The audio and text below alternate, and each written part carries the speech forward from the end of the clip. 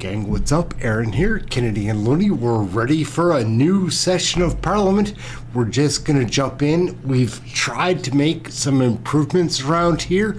Let me know in the comments, like, if anything around here is better. We're looking to move more smoothly from one video to the next. Anyhow, let's just jump in. We've got some great stuff to watch. Prime Minister Carney should say thank you, rather than giving, this value signaling speech. I don't know. It strikes me that Mark Carney has gone back to his old days. He was the UN climate czar. He's tried to morph his position. He's saying, oh, Canada's going to become an energy powerhouse. Which of those does not make sense? He also said that, quote, the middle powers must act together because if we're not at the table, we're on the menu. I think some people are a bit surprised at the relationship between the US and Canada and some of Carney's remarks. This is coming from someone who's been historically one of our closest allies. Do you worry at all about the consequences of that relationship deteriorating, like, for example, pushing Canada to develop a closer relationship with China? Well, again, his trip to China was scheduled long before any of this, and Canada should trade with China. Canada should trade with China. President Trump said that. So Prime Minister Carney should do what's best for Canada. In the context of the United States, I'll point out the Canadian economy is smaller than the economy of Texas. I'll give you a couple of facts. We've actually created more jobs since the tariffs were put on than the United States in absolute number.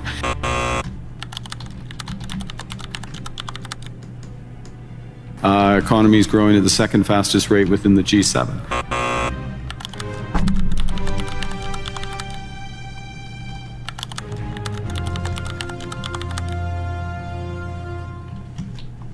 After drawing international attention this week with his speech in Davos, Prime Minister Mark Carney is back to his domestic agenda. He and his cabinet have just wrapped up a Daily Jack Posobiec honored again to sit down once again with Secretary Besson, the Secretary of the Treasury, and we're here at Davos. We always go to such interesting places. Yeah, Kyiv, Minneapolis, Davos. I go to see everywhere. It's always cold though. I see that. I'm starting to sense a trend here. Yeah, I know. We're gonna have to go down to Argentina. Yeah, exactly. Well, I mean, you're big in Argentina. What can I say? And that's going to go up. So much of what you've done in your role, it's been 1 year. We just crossed the 1 year mark.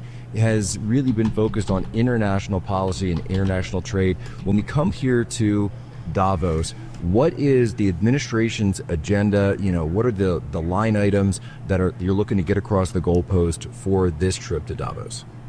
Jack, I think one of the things we want to do is just celebrate the president's achievements for this incredible year. I mean, he has moved at warp speed, the U.S. economy, strongest economy in the world. As the president says, we're the hottest economy on the planet, and we're inviting everyone to join us. That America first doesn't mean America alone. We want to lead by example. The president, as I always say, he's done trade deals, tax deals, and peace deals. And with the trade deals, completely reordered the global trading system to make it fair for the American people. And we want the other economies to do well too. And when the United States shows strength, the rest of the world can do well. On the peace deals, obviously he's the president of peace. He's done 8 peace deals. I think a couple more in the hopper. You and I, almost a year ago, went to Kyiv. I was the highest ranking official to go to Ukraine. The president stopped the funding of Ukraine, and he has pushed the Europeans to pay for the Ukraine armaments, but we signed the genesis of it was our visit there. We signed this economic partnership with the Ukrainians that was derided, completely President Trump's idea, derided at first, and now it's the centerpiece for your Ukrainian economic prosperity going forward. So the real message here is we want to lead by example. We are deregulating, we have great tax certainty, and we have energy dominance. Come and join us. Now, how is that message being received by many of the world leaders that are here? It's mixed. It's mixed. Plenty of countries are on board Team America. They want to join, especially countries Latin America. The Donroe Doctrine, as it's now being called. President Trump is reclaiming the Western Hemisphere, and you know what was interesting? The last great tariff man was President McKinley. President Monroe had the Monroe Doctrine, but President McKinley was really the one who exercised dominance in the Western Hemisphere, and we are seeing a complete change from far-left governments to center-right or right-wing governments, and they all want prosperity. And I think we can really lead by example. From all the way down in Argentina, Chile has just elected a great new leader. Paraguay, Bolivia, Colombia. I think this guy in Colombia is going to be out soon. Obviously, what's been done in Venezuela. So I think Latin America, they all want to follow the U.S. model of prosperity. We're seeing a lot of Asian countries, whether it's Japan, great ally. South Korea wants to do more.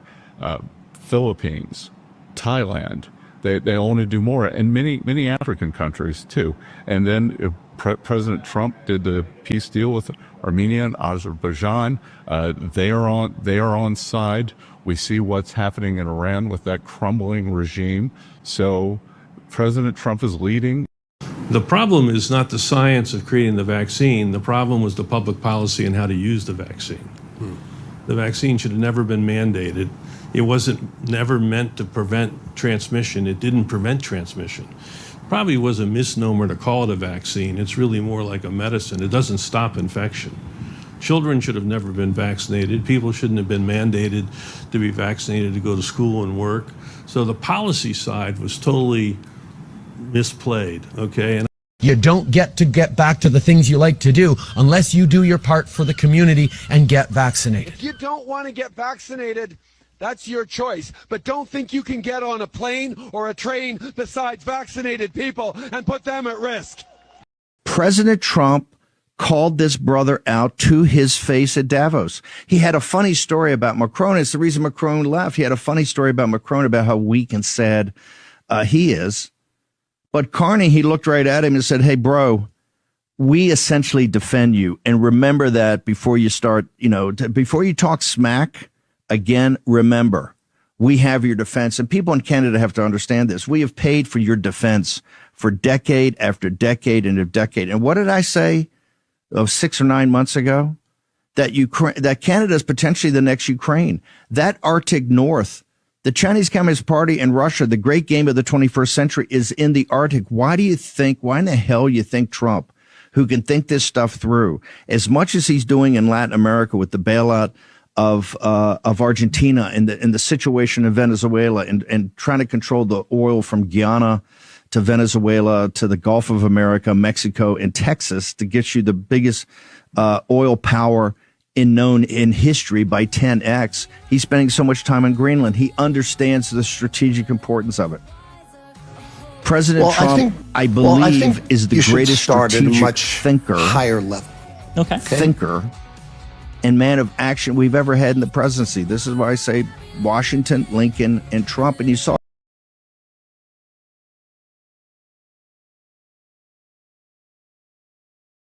You won't believe what Mark Carney tried to hide from Canadians. Buried within Carney's massive 700-page budget bill is a measure that gives cabinet ministers wide discretion to exempt any entity from any federal law on the books, except the criminal code, for up to 6 years. So what this means is that any minister in Mark Carney's government could give any individual or corporation the ability to bypass virtually any federal law. The scope that a minister would have to exempt an individual or corporation from federal laws is extremely broad. The minister only needs to claim that an exemption would encourage innovation, competitiveness, or economic growth, and is in the public interest. That could mean just about anything. So take a big corporation bidding on a federal project. Under these powers, if a minister determined that the project would facilitate jobs and economic growth, The minister could decide, for example, to exempt the corporation from the federal government's procurement and contracting rules and award a sole source contract to that corporation, bypassing the bidding process. What sorts of situations could that be? Well, it could mean that Brookfield could be exempted from complying with the Lobbying Act, from having to report all of the times that they're lobbying. It's pretty obvious that the exercise of these wide powers could open the floodgates to all kinds of conflicts of interest and corruption. And to top it off, a minister would have wide discretion to keep the public in the dark about having granted an exemption. A minister could hide the scope, the particulars, and even the name of the individual or corporation that the exemption was granted to if the minister determined that it was in the interest of protecting so-called confidential or personal information. So not only will ministers have wide and unprecedented power to exempt individuals and corporations from laws and regulations without any checks and balances, they also have wide discretion to do it secretly, behind closed doors, without any level of transparency. And speaking of a lack of transparency, there has been absolutely no transparency surrounding the introduction of these new powers. There was no announcement or press release. There hasn't been so much as a whisper from anyone in Carney's government about these new powers. Instead, they were buried in a massive budget bill. Clearly, Mark Carney was hoping that no one would take notice and that they would be able to sneak these new powers through without any public scrutiny. We've seen this movie before from these Liberals. In fact, the Liberals did exactly the same thing when they buried a deferred prosecution agreement regime in the 2018 budget bill. Within weeks of the passage of the 2018 budget bill, Justin Trudeau put The House of Commons now has been ground to a halt for over 2 weeks because the Liberal government refuses to comply with an order of this House to permit the distribution of the documents concerning a $400 million scandal, a corruption scandal. This is heights that we have not seen in quite some time, a scandal of quite epic proportions. And the Liberals have gone to extraordinary lengths to ensure that the public, that the RCMP, that this House does not gain access to the critical documents that would show what really went on in this so-called green slush fund scandal, which I will get into momentarily. I think what's really important to note is the Auditor General of Canada, which is of course a nonpartisan auditor of this House and of government spending, found that again almost $400 million of misused taxpayer dollars and 186 conflicts of interest. 186 conflicts of interest, notably from 9 board members from this green slush fund. 9 people, 186 conflicts of interest, totaling about $400 million. This House has been ground to a halt because the Liberal government refuses to reveal the documents that you yourself, Mr. Speaker, have said the House ordered for, and they failed to comply. And they have used a whole magnitude of different excuses. In fact, they can't quite seem to get their story straight of why they don't want to give those documents to Parliament as it's ordered. And we will get into that as well, sir. So again, all of parliamentary business has been ground to a halt for 2 weeks because of the refusal to comply. And so I want to talk a little bit about what exactly went down at this green slush fund, because it's quite interesting and the tendrils into Liberal insiders go quite deep, Mr. Speaker. So what we've been calling the Green Slush Fund refers to something now defunct, a foundation of government called the Sustainable Development Technology Fund Canada, or Technology Canada, SDTC. And it was a foundation set up by then Liberal government in 2001. And it had the purpose of providing taxpayer funds to green technology in essence. And it's since carried on for a number of decades and is now defunct. Another foundation, another group, another organization that's just in the graveyard of Liberal corruption, another fatality of their Liberal insider behavior. And certainly the government of the day appoints a number of the board members for this fund, we'll call it. And so certainly a number of the board members would have come across the Prime Minister, the Cabinet discussion, he would have signed off on them. That's important to remember. These are Prime Minister appointed, many of the board members on this fund. And certainly since the Liberal government was elected in 2015, things really did take a turn in this foundation. And as I said, the Auditor General of Canada found the Liberal government turned this foundation into what is in essence a slush fund, where Liberal appointed insiders to the board funneled money to the tune of hundreds of millions of dollars to their own companies. To their own companies. Liberal appointed board members funneled money into their own pockets. That's what we're talking about, to the tune of $400 million, with 186 conflicts of interest proven by the Auditor General. And just beyond that, just to get into a few more of the details, the Auditor General found that the fund gave $58 million to 10 ineligible projects that did not fall under the scope of what that fund was supposed to provide. So they shouldn't even have got a penny, let alone almost $60 million. And of course, as I said, there was $334 million with 186 cases to projects which board members held conflicts of interest. Of note, 9 of the directors of the board, again, had 186 of those conflicts. So they were very busy during the few years they were on that board, Mr. Speaker. And again, $58 million of projects went to projects without ensuring contribution agreements were made. So there was just, not only was there conflicts of interest, but they weren't even doing their due diligence on the ones that weren't enriching themselves. Just an utter mess and disregard and respect for the hard-earned taxpayer dollars they were just throwing out the door with no regard for what it would mean to the ethical behavior of government. So again, in a 5-year period, just some of the Auditor General did quite interesting work here. She looked at, over a 5-year period, there were 405 transactions approved by the board. The Auditor General herself sampled 226 of them, so just over half, and found, again, that's where she found 186 conflicts of those 226 transactions, which ultimately is 82%. So 82% of those that she looked at were conflicts, where someone benefited from their own decision to sign over money.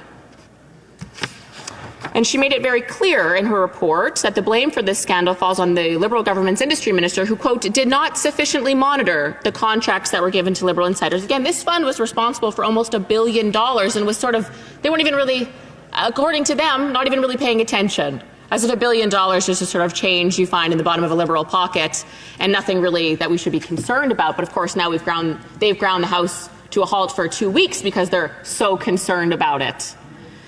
I did want to talk a little bit about some of the conflicts of interest that were found because they are quite interesting, Mr. Speaker. There was a board member named André-Lise Métaux. She was appointed to the Green Slush Fund in 2016. She runs a venture capital firm called Cycle Capital. Remember that name, Cycle Capital. It's in the green technologies field. I believe it's some sort of venture capital investment fund that gets investment dollars from government and elsewhere and then invests it in other green technology companies, what have you. And before and during her time, Ms. Métaux's time on the board, her company received $250 million in grants from the Green Slush Fund. $250 million to Cycle Capital. Some of that was before, again, that she was on the board. But while she was on the board, $114 million went to green companies that she had herself invested in. Carney is an enemy of the United States. It's obvious. He's partnered, as they've been infiltrated by the Chinese Communist Party and radical Islam. They love beta males. They feast off beta males like Carney. They feast off these people. What he did in Beijing was tantamount to an economic declaration of unrestricted warfare against the United States of America. And this is why President Trump's been hammering him. The Canadians, it's your problem, and you better clean it up. Ms. Freeland, you're up next. A few weeks ago in Saskatoon, I met a 4-year-old girl named Ari. She asked me, can you stop Trump from invading Canada? Ari is a smart girl. Our new Prime Minister is an unabashed Anglophile, or as kids might say, he's a simp for Keir Starmer. Every country has its own shibboleths, the secret code words that allow fellow citizens to know if you're one of us. As a bilingual country, it's not about how you pronounce it, it's how you spell it. In Canada, we spell catalyze with a Z, and our Prime Minister spells it with an S. He's less a Manchurian candidate and more of a Manchester candidate. And he's all too happy to sell out UK pensioners living in Canada, to sell out our beef and pork farmers if it means a chance at knighthood. And the next time he gets together with his friends at Davos, they better all have him address him as Sir Brookfield. And I know some people might find that ridiculous, but it's more comforting upsetting than reality. The plain truth is that these Liberals are just incompetent with trade negotiations. And several Canadians. All right, Andrew, thanks for doing that. We'll go back to Tamara. Oh, we even have a Liberal obstructionist with us right now. Who's this guy? What do you do, sir? John Paul Danko, MP for Hamilton West. Okay, we got a Liberal MP here.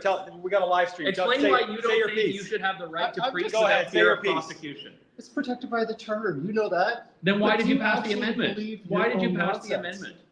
Okay, all right. So we got a Liberal MP. No, join us. Stick around. You stepped into the live stream stage. So you're welcome to. Okay. All right. He's running away. He's learning from his prime minister. We got a Liberal MP who comes into the middle of our live stream, tries to interrupt it, and then walks away in the middle of the conversation. Yeah. Take note of that, folks. He wants to interrupt the live stream, but then when we say, come on board, join the debate, we want to have you part of the conversation, he walks away. This is exactly the Liberal attitude towards speech. That's exactly what we expect. Any other Liberal? We know that for Canada's healthcare system, the last several years, particularly since COVID, things have not been easy. We are reserving 5,000 federal admission spaces for provinces and territories to nominate licensed doctors who hold job offers. These are dedicated spaces over and above the annual allocations.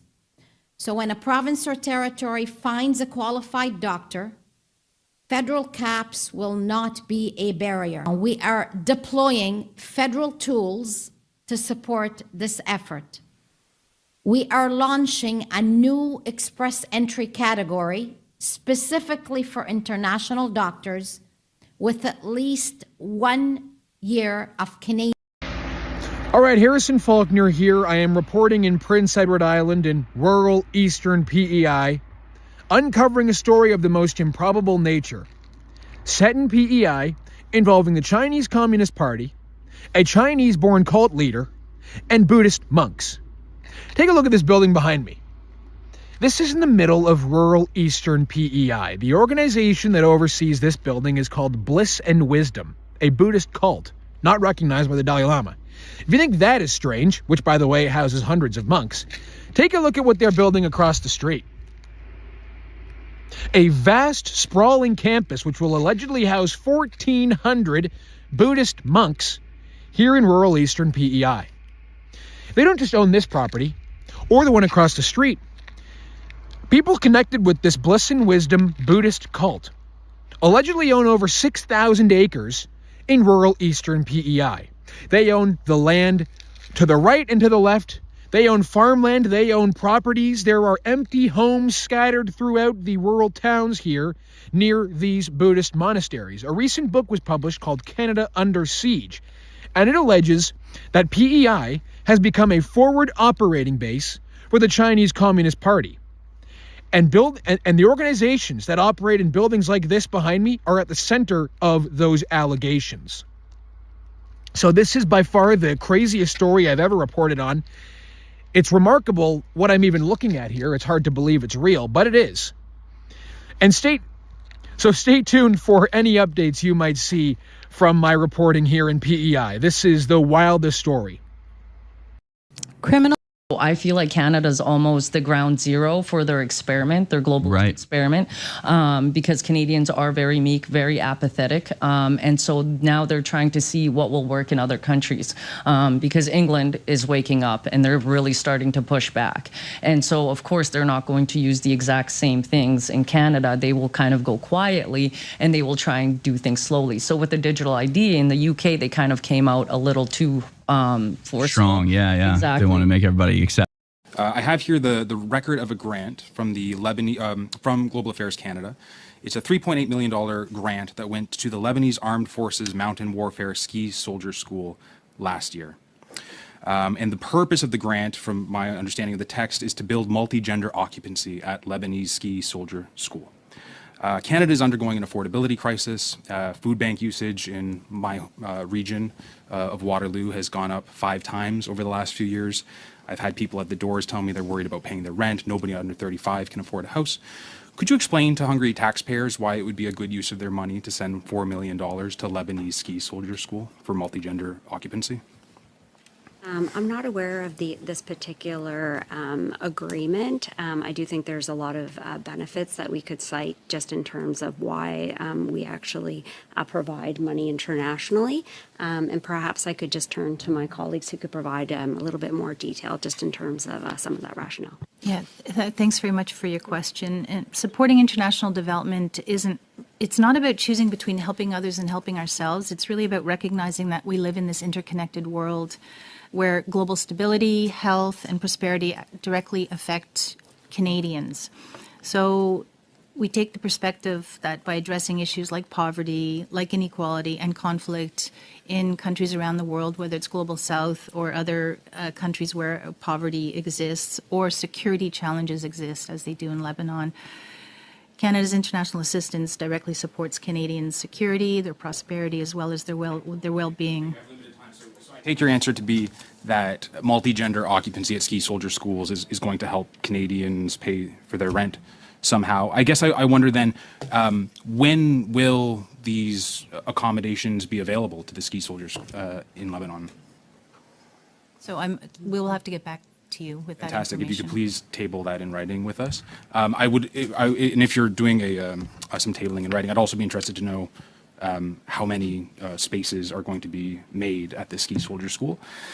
And then I guess I'm interested in the language, because reading further into the grant, it says that it is multi-gender occupancy, but then it talks about integrating women. So I take it that men and women will be at the ski soldier school. I'm wondering if when Global Affairs Canada gives money for multi-gender occupancy, are there any genders other than men and women that are necessarily going to be accommodated?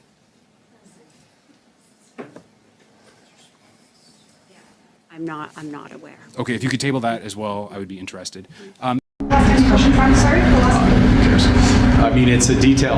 It's a detail. I spoke to him. I'll speak to him again when it matters. I look forward to speaking to the president soon, but I don't have a burning issue to speak with the president about right now.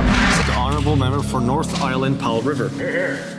Who cares? That's what this Prime Minister said when he'd last spoken to the U.S. President about Canada's ongoing trade negotiations. The Prime Minister claimed that he had no burning issue to discuss with the United States at the moment, and that he would speak to the President again, quote, when it matters.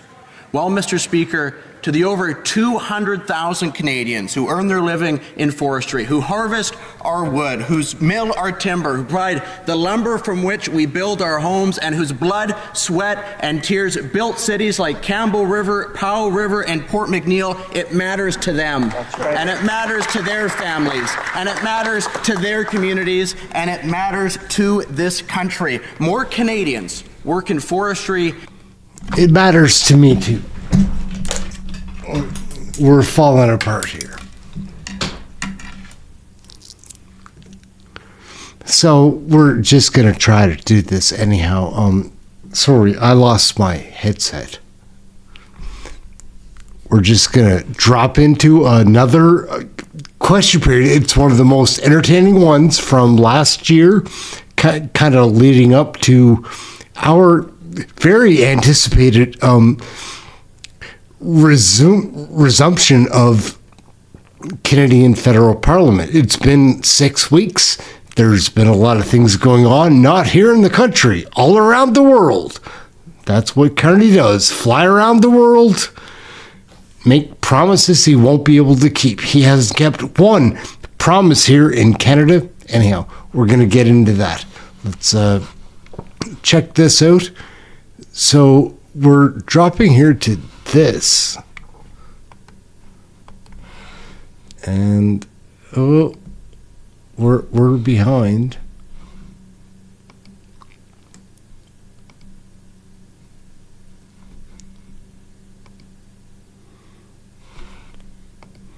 This one. I fully understand why the opposition leader Here we go. is ignoring the fact that this is a new Canadian government. One that has created the strongest economy in the G7. That's the truth. That's what the numbers show. That is the future of our great country. I'll be on the keyboard.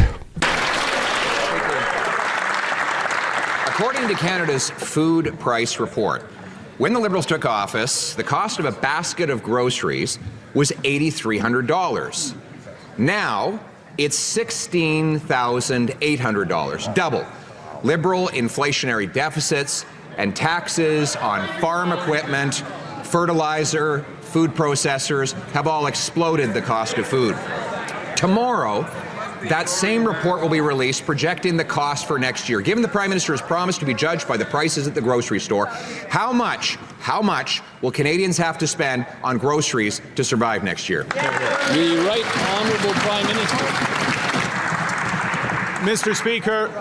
Speaker, let's get our numbers straight. The Canadian economy is the strongest growing economy in the G7, 2.6% annualized. Canadian wages are growing faster than inflation for every month that this government has been in office, 3.2%, over 2.2%. Unemployment is down, wages are up, the land is strong, we're moving forward. The Honourable Leader of the Opposition. Mr. Speaker, as you walk down the grocery aisle, watching the prices rise before your eyes, know that the Prime Minister, who stashes his cash in a tax haven, says that you've never had it so good. You, the Canadian people who have seen your grocery bills literally double under this government, from $8,300 to $16,800 in a decade. Shameful. Tomorrow, we will find out in the Canada Food Price Report how much groceries will cost an average family next year. Given the Prime Minister has promised to be judged on the price of groceries, will he tell Canadian families how much they'll have to pay to survive? The Right Honourable Prime Minister. Mr. Speaker, what this government is happy to tell Canadian families is we cut their taxes for 22 million Canadians. We cut the taxes on first-time homebuyers. And we are investing. We are investing a budget, which the Leader of the Opposition and the members opposite voted against, a budget that is going to cause $1 trillion of investment in this country over the next 5 years, grow jobs, grow futures for Canada. We believe in Canada. Come join us. Hear, hear. The Honourable Leader of the Opposition. We voted against this Prime Minister doubling Justin Trudeau's deficit, which will drive up groceries even more. And what's he spending the money on? On corporate bailouts for companies that ship jobs out of Canada.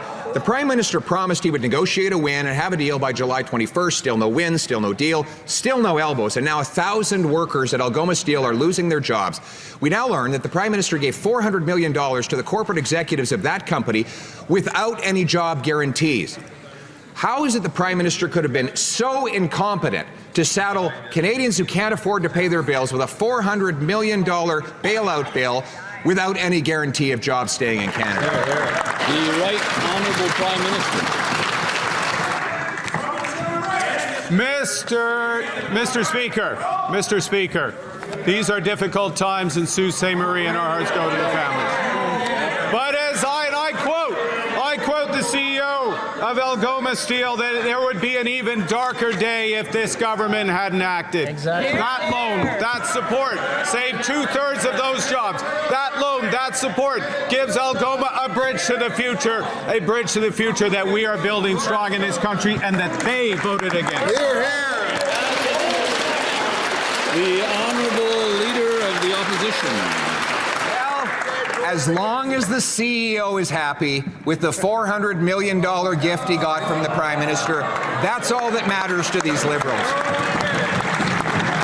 He didn't give the workers a bridge to the future, he gave them a bridge to the unemployment lines, 1,000 of them. 1/3 of the workers at Algoma in Sault Ste. Marie have now lost their jobs after the Prime Minister paid to have those jobs shipped abroad. How is it that he could have been so irresponsible with the money of hardworking Canadians that he would pay a corporate CEO $400 million to send 1,000 jobs south? The Right Honourable Prime Minister. Mr. Speaker, may I quote a Conservative leader that's actually in office? The Premier of Ontario. We had a choice. Save 2/3 of the jobs or let the company go down. We chose the future. We chose the future for Algoma Steel so they can invest in the future, so we can buy Canadian, so we can build this country. They had an opportunity to vote for that future. They voted against it. It's good that we're here. The Honourable Member for Belleuil-Chambly. Mr. Speaker, the Minister of Canadian Heritage and Art for the Liberal Left, but who may I like in to is in war Quebec credit. The Honourable Leader of the Opposition. Liberals love to give corporate bailouts and handouts to companies that ship jobs out of our country. Now we learn the Liberal government has pledged $15 billion, or $1,000 for every tax-paying family in Canada, people who can't afford food, to Stellantis. And Mr. Speaker, investment is fleeing this country almost as fast as the Prime Minister is running out the back door of Parliament right now. Why won't he? The honourable member, the honourable member knows that that's offside. The honourable member knows.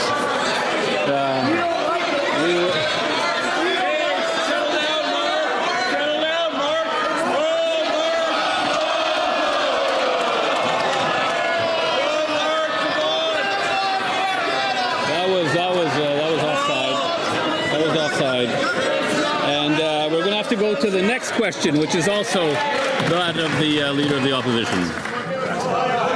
Mr. Speaker, the Prime Minister gets angry and runs out the door rather than answering the questions about the cost. He didn't say he wasn't here. He didn't say he wasn't here. $15 billion out the door, $1,000 for every tax-paying family to a company that is shipping jobs out of the country. Why is he sending our dollars away, our jobs away, while he runs away?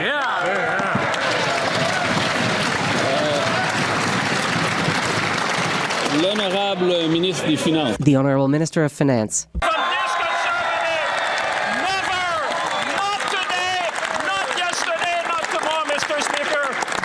Give me a break. This side of the House, every single member on this side, Mr. Speaker, we're fighting for Canada.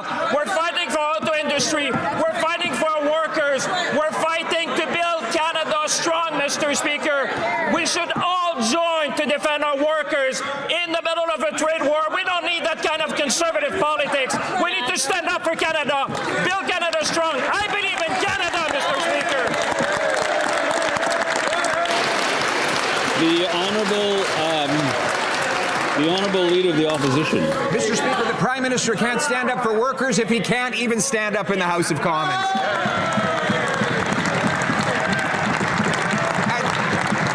And that Finance Minister is the one that signed the sweetheart $15 billion subsidy deal. I've got company here. Just do the job. I've got company. I didn't hear the beginning of the question. The member did lose one question, but I'd like him to start from the top on that one.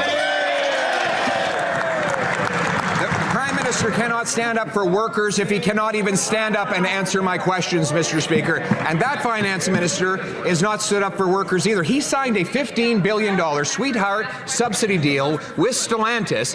And now that same company, taking our tax dollars, the equivalent of $1,000 for every family in Canada, is shipping the jobs to the United States of America. The current industry minister says she has not even read the $15 billion contract. Has the Prime Minister even read the contract, or did he simply look at the $15 billion deal and say, who cares? The Honourable Minister of Finance.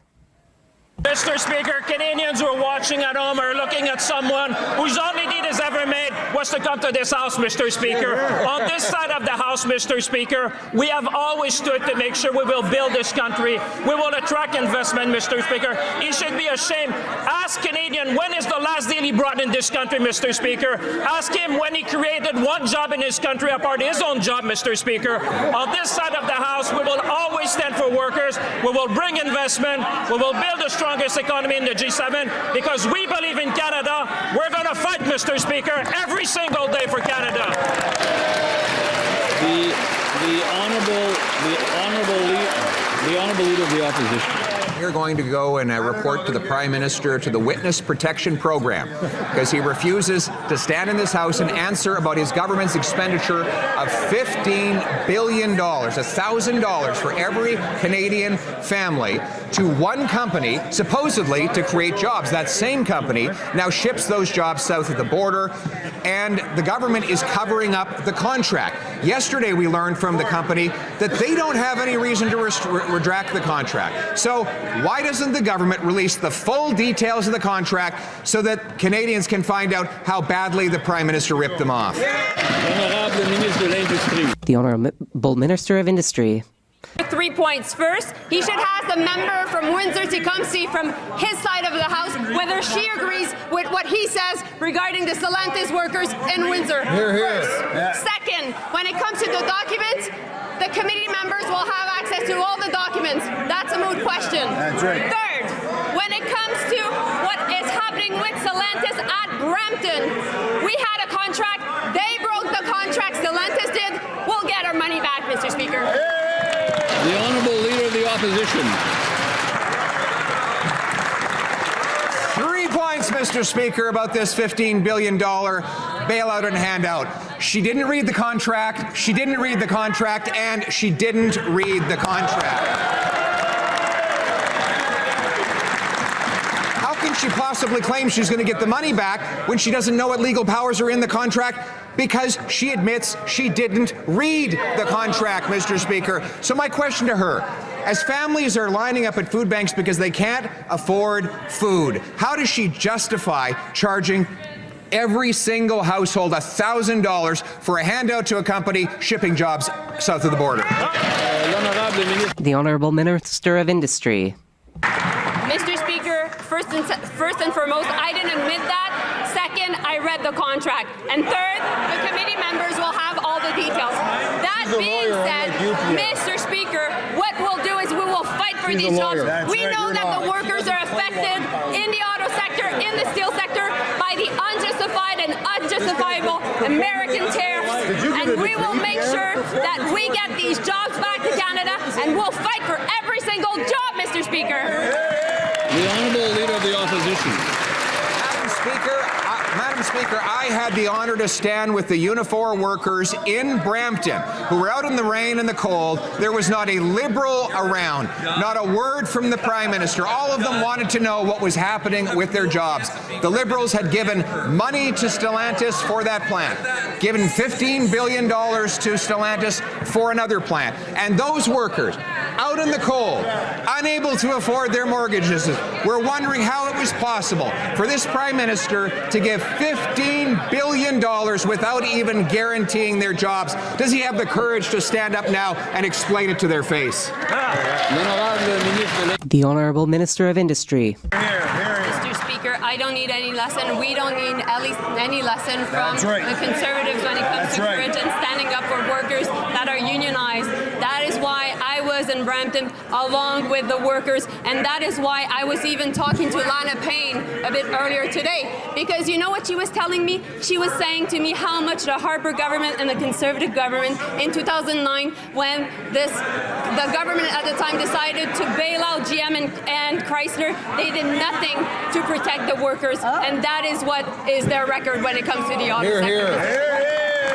The Honourable Leader of the Opposition. Well, Mr. Speaker, the Prime Minister asked an interesting question. Who cares? Who cares, he asked. Well, he's not there, so he doesn't care, Mr. Speaker.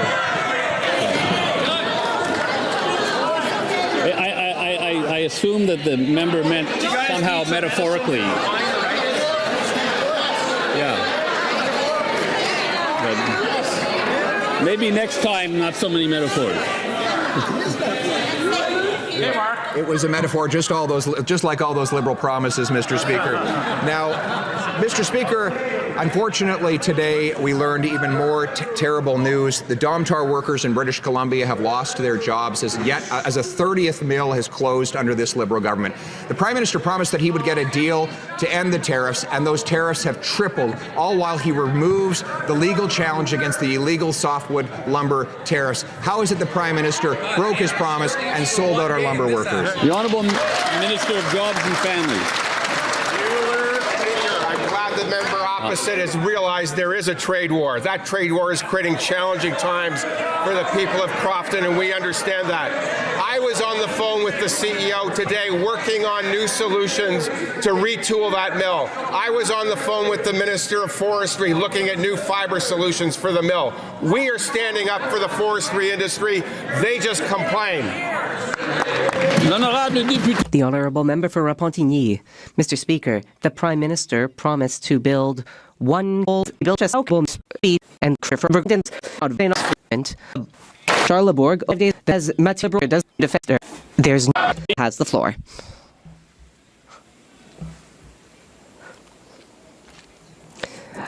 I retract generous and true declare in benches like leaders and facing a defeat with a fourth. The honourable member for Thornhill. Some lancemen right here.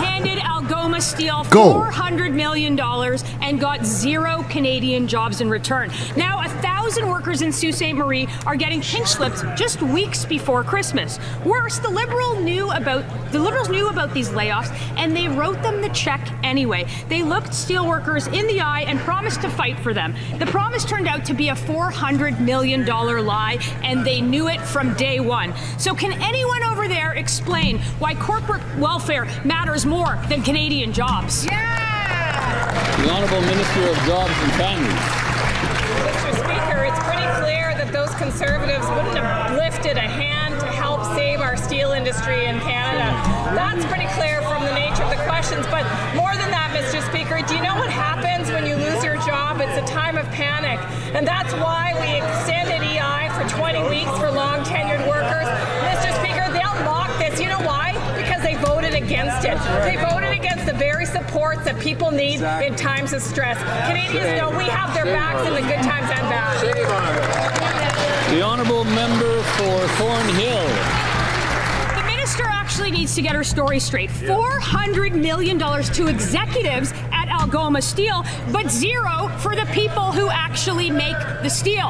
And that means 1,000 people are out in the cold at Christmas. Nobody over there has a reasonable explanation for this deal. And this isn't the first time that this mega dollar mess has been caused. The Liberal minister already admitted that she doesn't read contracts. So I want to know, did the Algoma Steel catch the minister not reading, or is it that just the minister doesn't care? The Honourable Minister of Jobs and Families.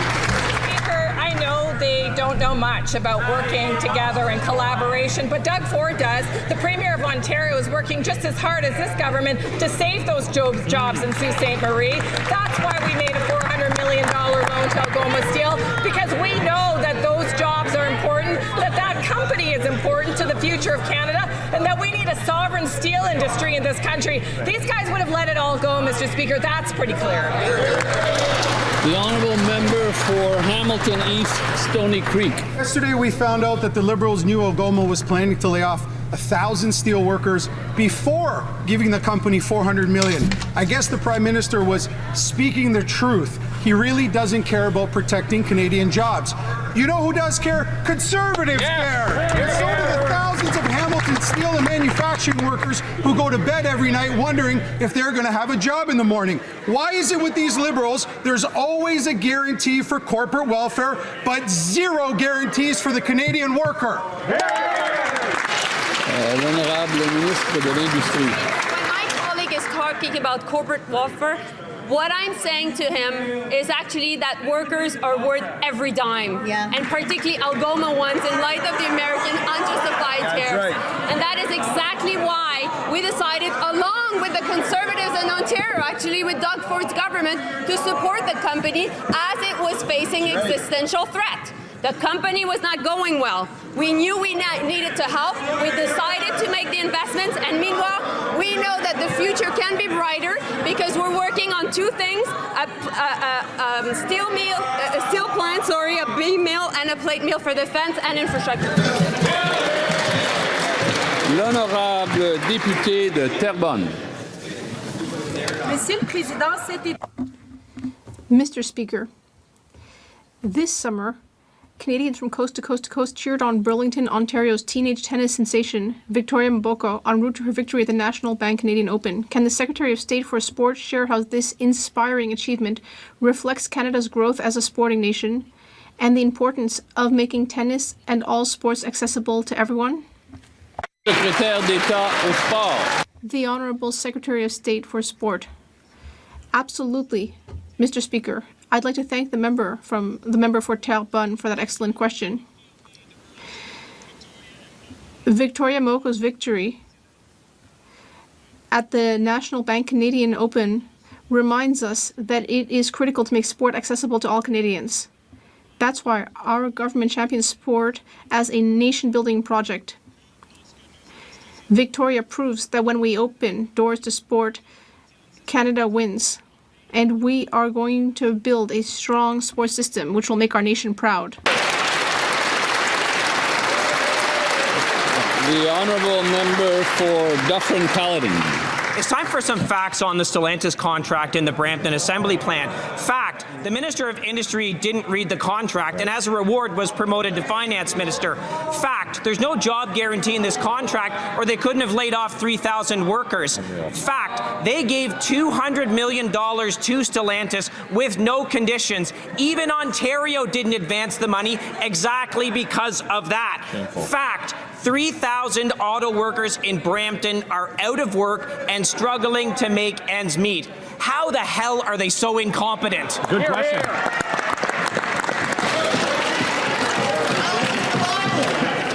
The honourable. Whoa. Let's be careful about. Let's be careful about some of the words we use. People are watching at home. Their kids are watching. The Honourable Minister of International Trade. Francis, my mother is scandalized. Speaking of facts, including creating opportunities for the workers in Brampton, here's some facts. The Prime Minister secured $70 billion investment from the UAE into Canada. The German Navy has committed $1 billion for Canadian-made defence equipment. Finnish Nokia recently broke ground on a new $340 million facility in Ottawa. And a few weeks ago, Malaysia Petronas signed a 20-year deal to secure energy from Canada. This is what creating opportunities for workers looks like, Mr. Speaker. Thank you. The honourable member for Dufferin-Caledon. That answer is unbelievable. We have a minister who didn't read a contract. We have a minister who admits he didn't read the contract, and he's promoted to becoming the finance minister. They talk about there's a job guarantee for workers in Brampton, and there clearly isn't. 3,000 assembly workers in Brampton are out in the cold as Christmas approaches collecting EI. They talk about some contracts and other things, but are doing nothing to get the workers back into their plants. They talk about extended EI. I've met with those workers. They want to be in the plant. They want their jobs back. What are they doing to get the jobs back for those workers? The Honourable Minister of National Defence. Speaker, here's what is believable. 37,922 jobs through 15 procurement projects across this country. $106.3 billion of investment in our defense sector. The opposition should clamp down on the negativism, help build this country forward, get behind our defense sector, get behind our defense industrial strategy. Let's grow this economy for our people and our future. The honourable member for Carleton Trail Eagle Creek. After being ordered to hand over their multi-billion-dollar subsidy deal with Stellantis unredacted, the Liberals refused, with senior officials blaming the company, stating, and I quote, Stellantis outlined every redaction they felt to be necessary, and that they were, quote, comfortable with the redactions they proposed. Problem is, Stellantis has now gone public, saying they never asked for the documents to be blacked out. Will the minister tell us why her officials lied to committee and Canadians? That's a good question.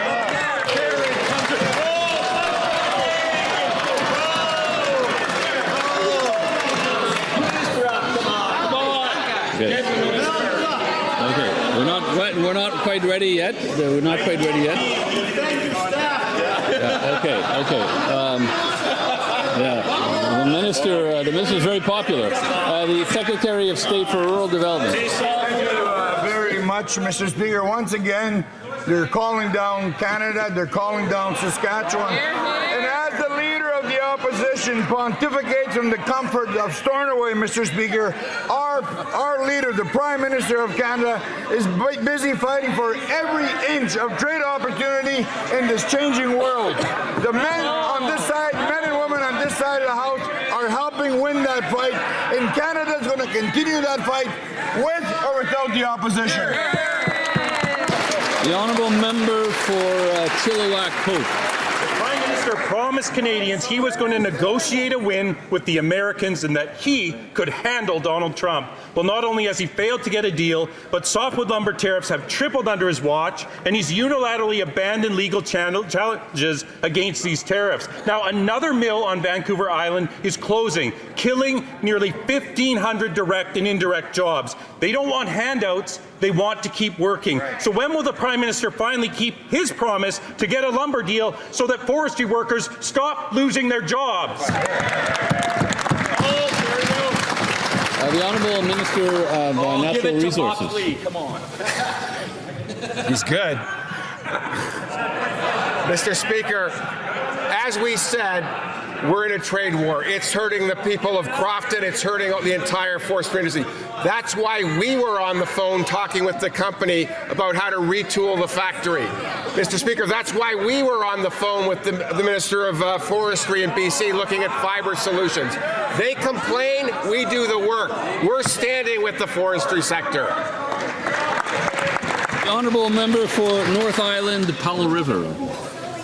Devastated, gutted, heartbroken. Just 3 of the emotions I felt after learning 375 Canadians would be losing their jobs with the closing of the Crofton Mill. These are Canadians with mortgage payments, with young families, Canadians who are already struggling with the rising cost of living before receiving this terrible news. This government promised to support our workers and secure market access for our goods. Instead, lumber tariffs have tripled and thousands of Canadians have lost their jobs. If their so-called plan is really working, can they guarantee that no more mills in Canada will close as a result? The Honourable Secretary of State for Seniors.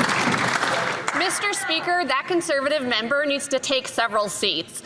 On my riding of Vancouver Island, I can tell you that they know we are supporting the softwood lumber industry, whereas their plan is to, quote, get out of the way, to, quote, do nothing. Our government is investing in...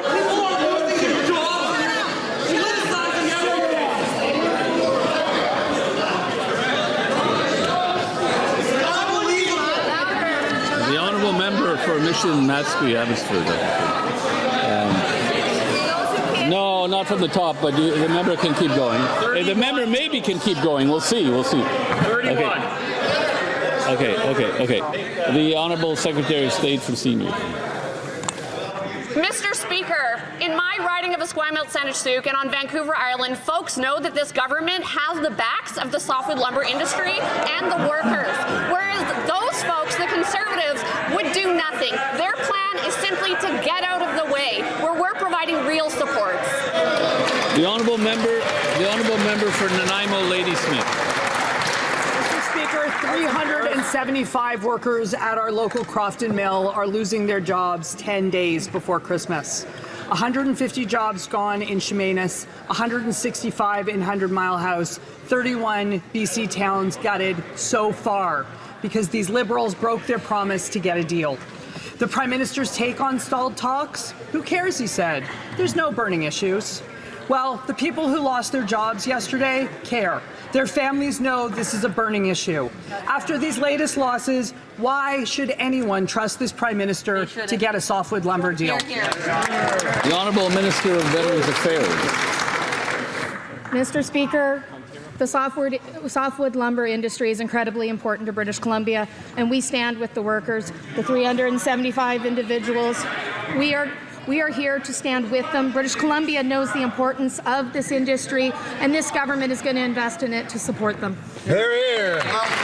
The Honourable Member for Ponoka-Disbury. Mr. Speaker, this morning the radical ex-Minister of the Environment and Greenpeace stuntman said, "I sincerely doubt that the new pipeline will ever get built."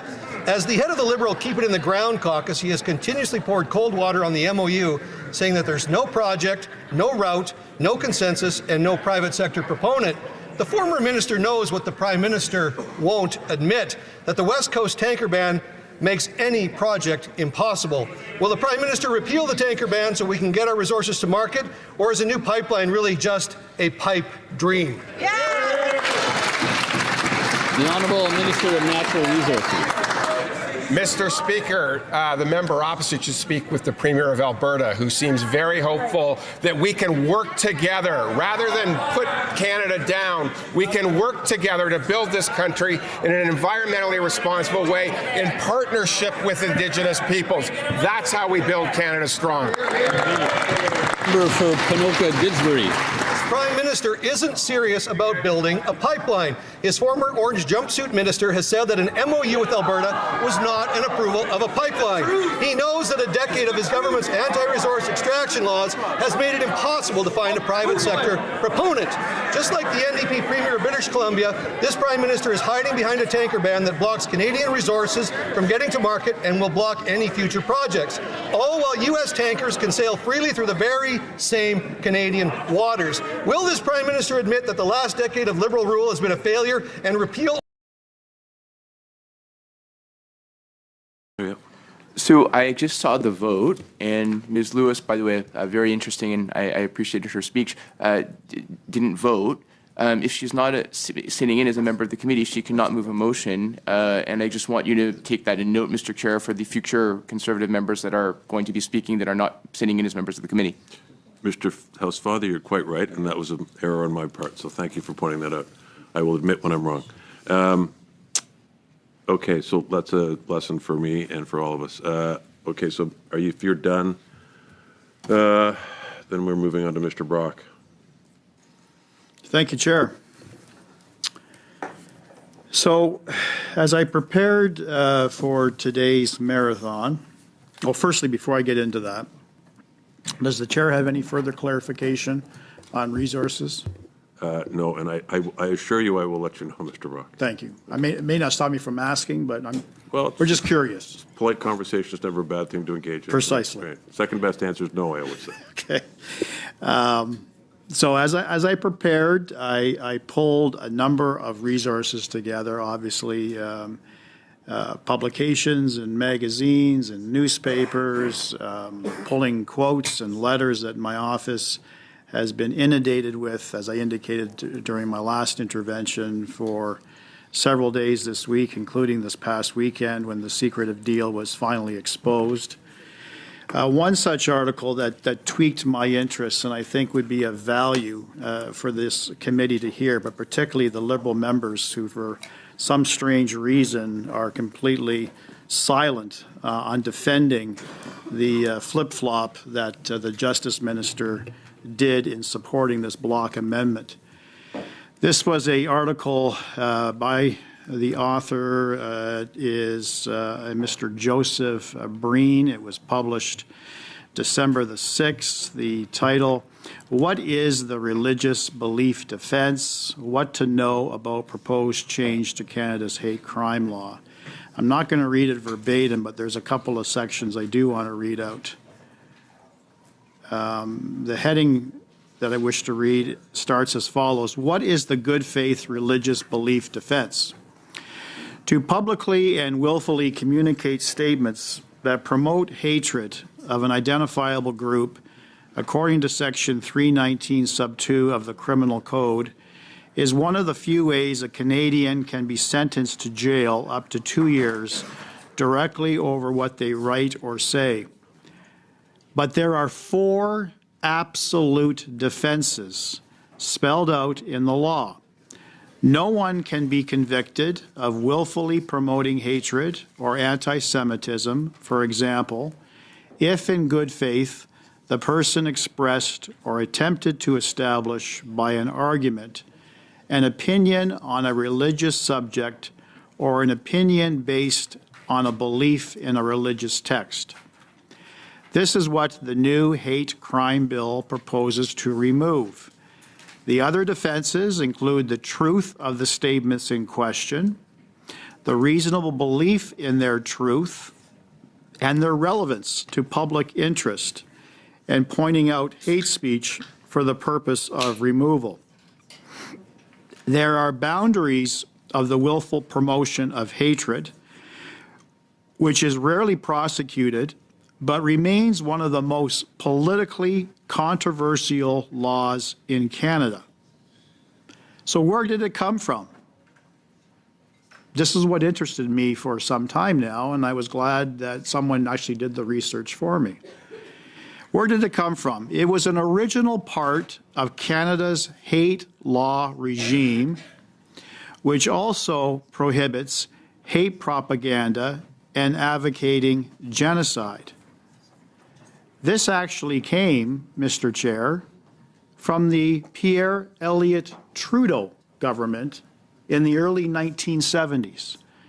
So here we have had statutory defenses in place in this country protecting religious leaders for 55 years.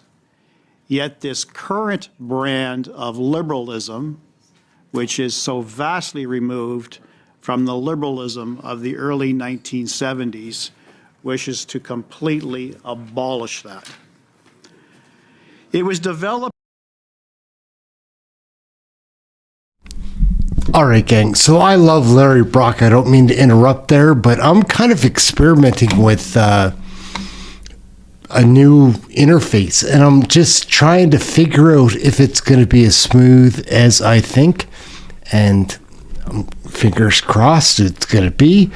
Let's just surf, because I think we can just surf.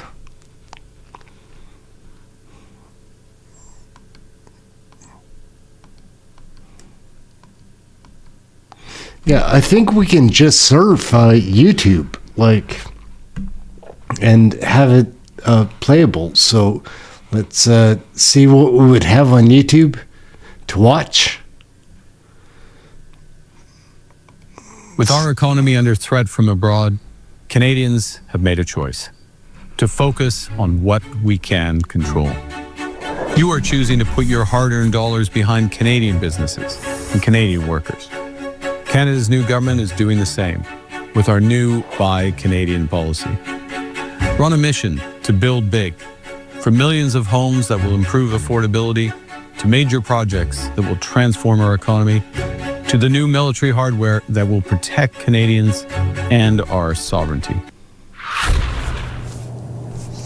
That's a clip from a video released on Prime Minister Mark Carney's social media channels yesterday morning. It was posted not long after U.S. President Donald Trump launched a new tariff threat against Canada, in which he referred to Carney as, quote, governor, the first time he's done so with this prime minister. So what are the political implications of Trump's latest threat, particularly ahead of the return of the House of Commons tomorrow?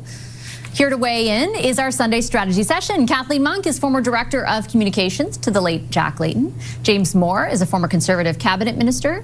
And Scott Reid is former communications director to Prime Minister Paul Martin. Hi, everybody.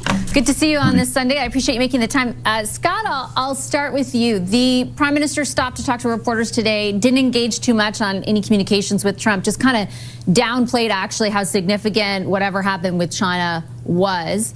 What does that tell you, and how big of a deal do you think this is politically for him? Well, it's significant, but I thought the Prime Minister's tone was bang on and appropriate, because Donald Trump is a presidential equivalent of a metal spoon in the microwave these days. He's sparking and lighting up all over the place. It's not just Canada. The other night, he unloaded 70 True Social postings.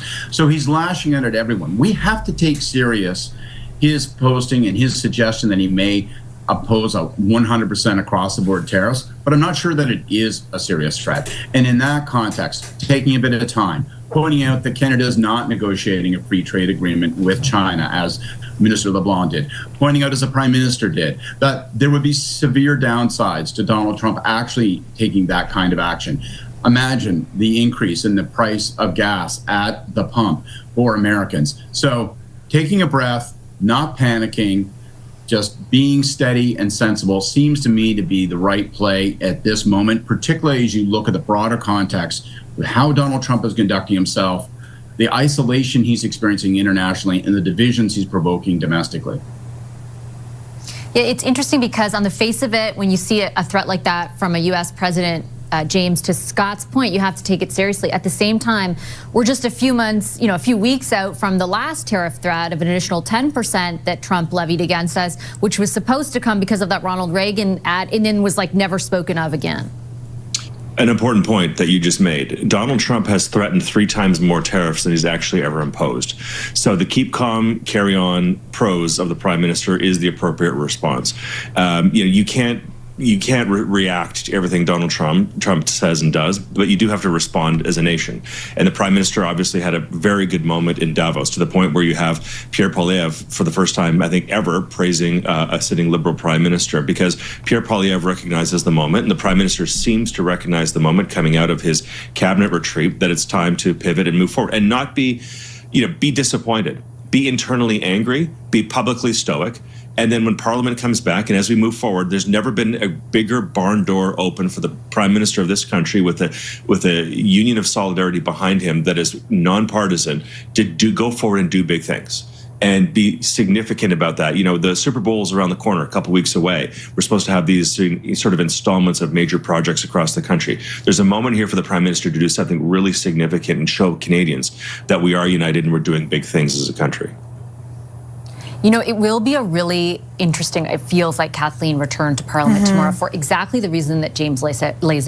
The opportunity for the government is massive. To the point about Pierre Poilievre, like, there's a ton of rhetoric from the opposition, including the Conservatives, actually, at this moment, about advancing those priorities together, which is not something, to be honest, that, like, on any side, you normally hear ahead of a return to Parliament, like, at least not in the last little while. And it speaks to the change in tone and what's needed, right? And that tone shift for the Conservatives is remarkable, that they're willing to cooperate, possibly do joint negotiations with the U.S. But what I found interesting from this morning and the Prime Minister was really the pushback that he got from one journalist. He got basically one question put to him this morning, and it was, have you mortgaged Canadians' affordability because you've angered Trump? And bringing it back to those key issues that Canadians care. Prime Minister Carney's well-crafted and eloquently delivered speech at Davos has been widely noted, and I want to start by offering my own praise. What stood out most to me was when he pointed out, quote, the gaps between rhetoric and reality. That's especially true here at home. If liberal words and good intentions were tradable commodities, Canada would already be the richest nation on earth. Conservative leader Pierre Poilievre there responding to the Prime Minister's Davos speech in that clip. He's set to face the biggest test yet to his leadership this week. Party members will decide on Friday whether Poilievre stays or goes as leader. How will he fare at the convention vote in Calgary? I spoke with Shachi Kurl, president of the Angus Reid Institute, and Abacus Data's CEO David Coletto a little earlier.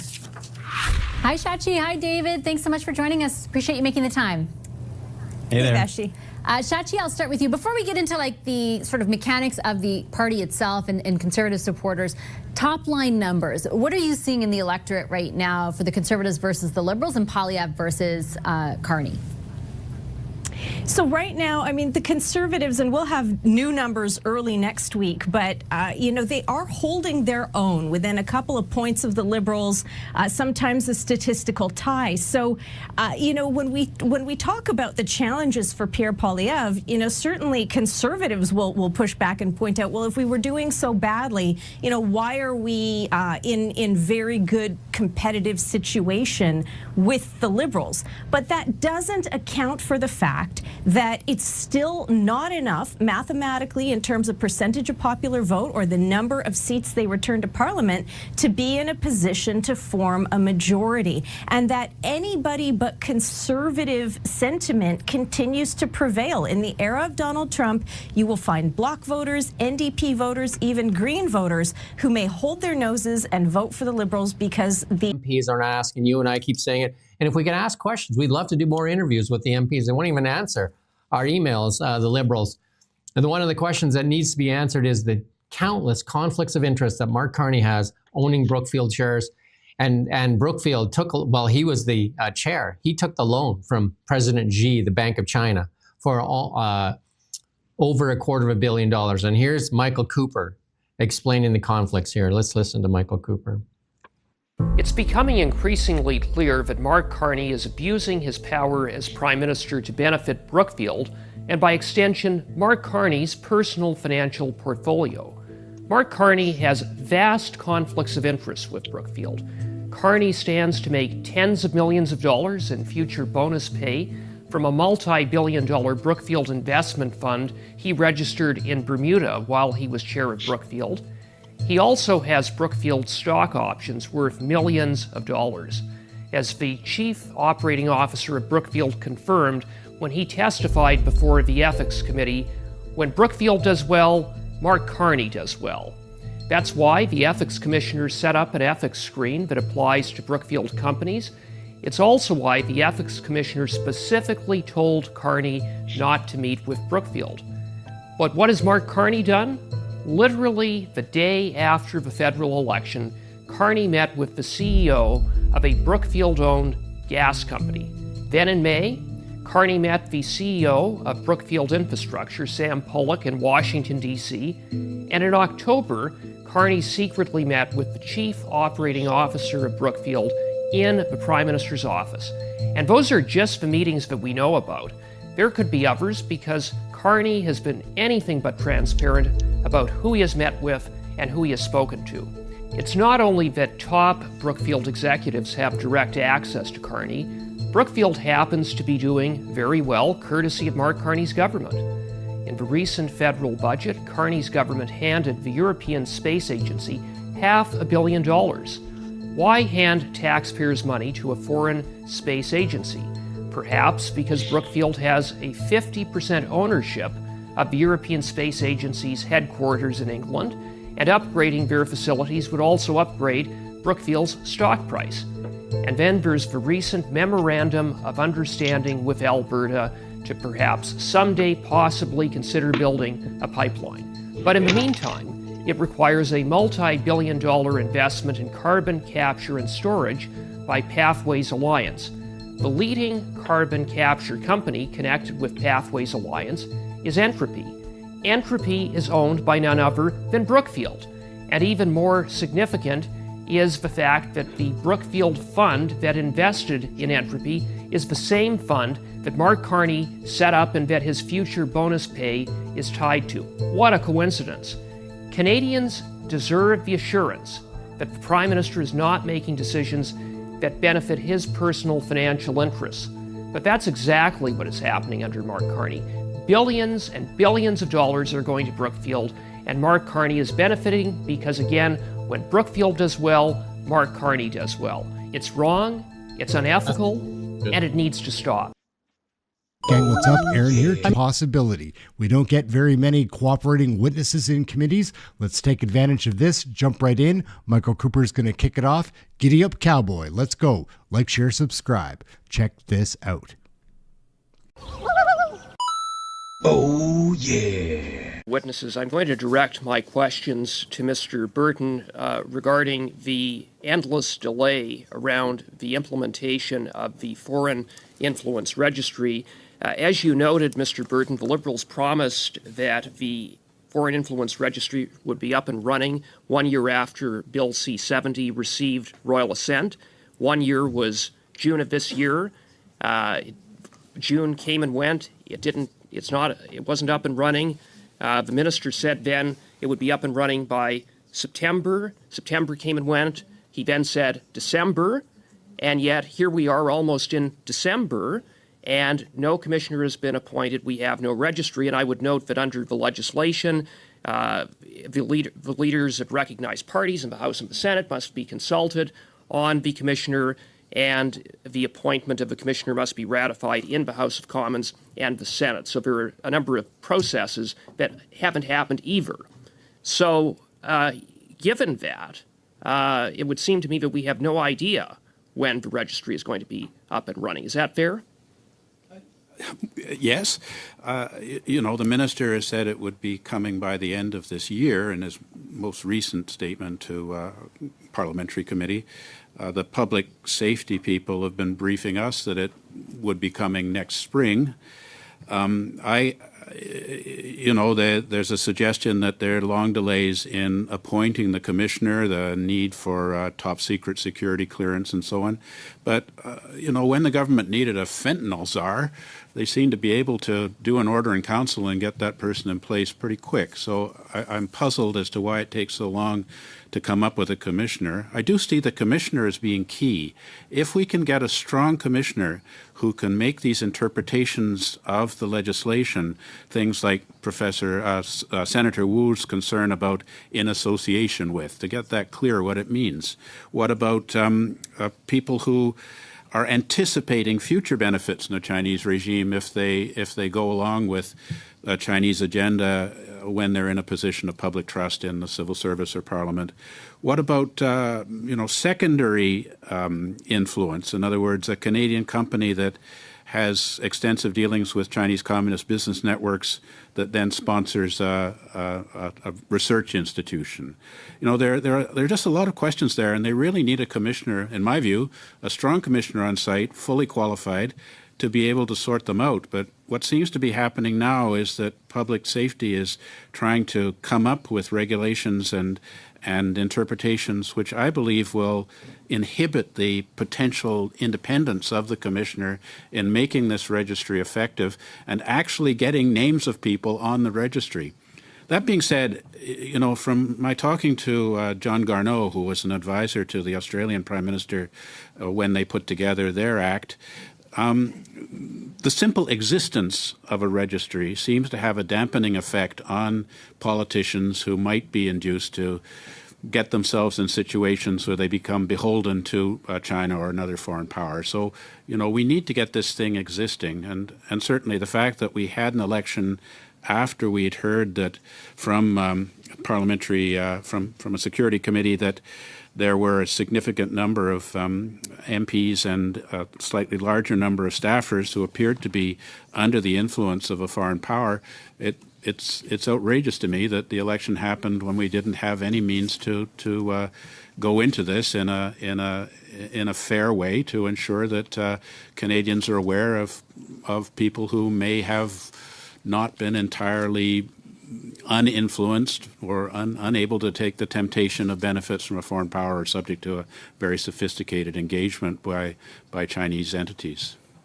Well, thank you for that. It was first June, then it was September, then it was December. Now you're saying, according to public safety officials, it's spring, but who knows if it will be spring. The Liberals have a long track record of opposing the setting up a foreign influence registry. They campaigned against it. They amplified Beijing's disinformation against Kenny Chiu after he brought forward a private member's bill to establish such a registry. So it seems to me that after years of opposing a registry, the latest tactic from this government is to be one of obstruction through endless delay. Is that fair? I think that there is concern probably at the center of government about prominent Canadians, possibly former senior officials, who might have to register because of ongoing relationships with the Chinese state. And I have a notion of people that I think might fall into that category. But so long as we don't have a registry, we can't say for sure. It's suspicion, but we really need a registry that makes it clear. And let's bear in mind, nothing stops you from, say, that large number of people, prominent Canadians, that suggested we should release Meng Wanzhou forthwith from putting a statement in the newspaper to that effect. But, when we found out that Jean Charest was the recipient of a retainer from the Huawei company at the time that he was involved in this activity, that's information that I would have liked to have known at the time. Oh, yeah. Mr. Burton, in October 20... Gang, what's up? Aaron here, Canadian Looney. My sister has lived in Houston, Texas for the last 15 years. That's where the hat comes from, and it fits well. We're going to check this out. We've got some conservative MPs exposing the Liberals for what they are. We're going to have Michael Barrett, Michael Cooper, Melissa Lantzman, and we've got Ezra Levant from Rebel News having an altercation with our health minister, who is a disaster. She's no medicine woman. She's a voodoo woman. Wait and see. She's embarrassing. Let's check out these videos. We've got a lot to watch here. They're all pretty short pieces, so stay tuned for the next one. Let's get into this. Aaron, Canadian Looney, like, share, subscribe. Let's see what the Conservatives are going to expose in this video. It's a lot. Let's go. Hey, that's something everyone can enjoy. Mark Carney and the Liberals have a censorship agenda. This Liberal government has repeatedly abused the power of the state to silence voices and perspectives that they don't like, trampling on the freedom of speech and freedom of expression of Canadians. As you probably know, the Liberals passed Bill C-11, which gives Liberal-appointed bureaucrats the power to limit what Canadians can view and listen to online. And then there's Bill C-63, which could subject Canadians to house arrest for hate speech, not for something they actually said, but for something someone thinks they might say sometime in the future. But here's a Liberal censorship law you may not have heard about. It's actually a pretty big deal, but it hasn't received the attention and scrutiny that some of these other bills have. And that's because the Liberals quite deliberately snuck this censorship law into an omnibus budget bill at the 11th hour, hoping that Canadians wouldn't notice. I'm talking about the gag law in Bill C-59 targeting Canada's energy sector.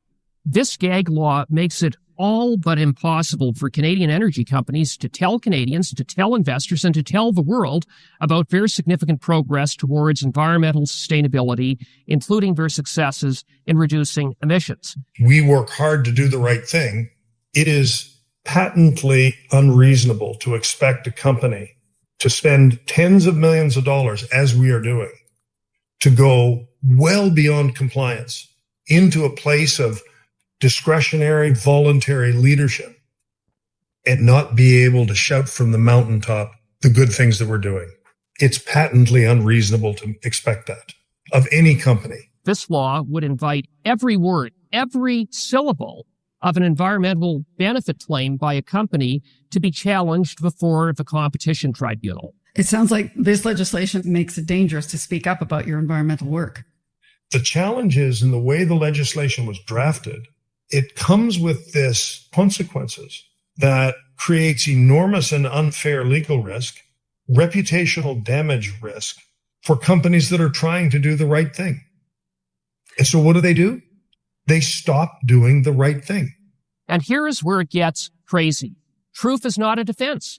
It is not enough for a company to establish that its environmental representations are truthful. You heard that right. Under the Liberals' anti-energy gag law, the truth doesn't matter, facts don't matter. Instead, the onus is on companies to establish that their environmental benefit claims are based on an adequate and proper substantiation, whatever that means, in accordance with a so-called internationally recognized methodology that very conveniently isn't defined in the law. Instead of getting that clarity, what they got was confusion. And in some cases, those standards weren't widely understood. There was no guidance accompanying those standards. And I think the business community had a lot of legitimate concerns about how to apply them in practice. Companies that fail to substantiate their claims based on this undefined, internationally recognized methodology can face punitive fines of up to $15 million per representation. And to top it off, this Liberal anti-energy gag law opens the floodgates to radical environmental... Well, I think Prime Minister Carney tried to put on a mask for a bit, and he's really a globalist. Mandates are the way to avoid further...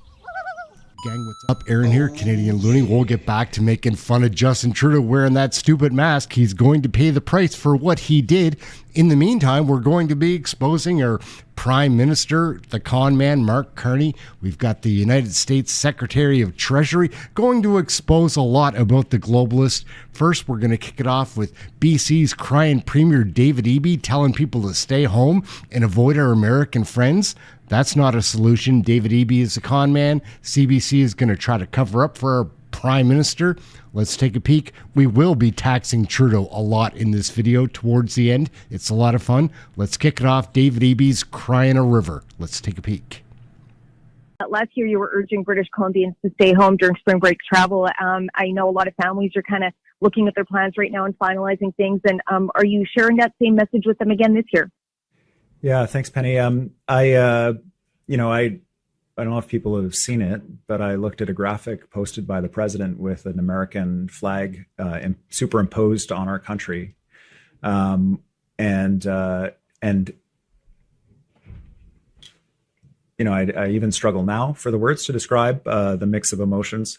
There is no question but that the Prime Minister's speech will have trade consequences in terms of our relationship with the United States.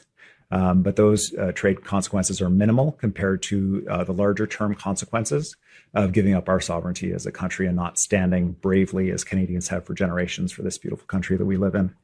So I feel that there is an urgency and an essential requirement that the Prime Minister and Canadians step up in this moment, and that may involve sacrifice, and that our government will do all we can to offset that through the work that we're doing in partnership with the federal government and with other countries. I certainly urge British Columbians and all Canadians to stay home or to travel at home or to travel to other countries rather than the U.S. The message is being received by the United States. They are feeling it. They're feeling fewer tourists coming to their country. The refusal to purchase and sell U.S. alcohol has been heard and is creating anxiety in the United States. And it is not meant to hurt everyday Americans. It's meant to send a message that, at least from my perspective, that as Canadians, we're going to do all we can to support other Canadians. Recognize there's essential travel people are going to do. They're going to visit relatives, all these other things. But if you have a choice of where you're going to go on vacation, I really encourage people to look somewhere else. Next, we'll have the relationship with the United States remains important and strong and vital to Canada's economy. So, he is aware of balancing that. But I am curious to see how those, attention-grabbing words that he had this week will. Whether there will be a price to pay for them in terms of how the U.S. responds to it. Well, it's interesting you mentioned that because at least one Premier Eby in British Columbia, he said yesterday there will be a price to pay for Mark Carney's speech in Davos. Yeah. But that price is worth it for our sovereignty. So, and we've heard Stephen Harper make those kind of remarks months ago. So, that's the question, right? Yeah, I think that's exactly it, and I think it's a calculated risk. The Prime Minister is someone who knows a lot about making deals and negotiating, and he's obviously hedging here. That making those comments in this moment was more important than worrying about what was to come, and maybe that's fair for right now, but I think what is so difficult about this moment and this job is that you also have to find a resolution with the United States. And that is very much, of course, what he promised Canadians he would do. He promised certainly to build a stronger Canadian economy, to find further trading partners and even security partners. But he also I'll give you a couple of facts. We've actually created more jobs since the tariffs were put on than the United States in absolute number.